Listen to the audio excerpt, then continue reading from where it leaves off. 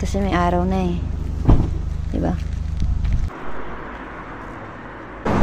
Nag-aantay kami dito sa labas mga Inday kasi maaga kaming nakarating. 9 pa yung bukas. 8:30 kami nakarating dito ni Dudong. So nag-aantay kami.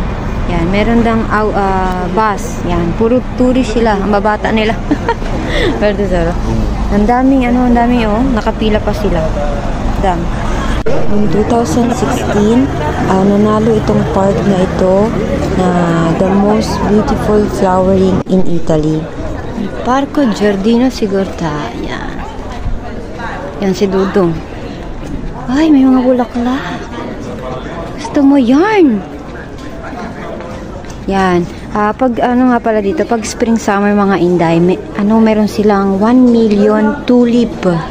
Iba't ibang klaseng tulip. 1 million mga Inday.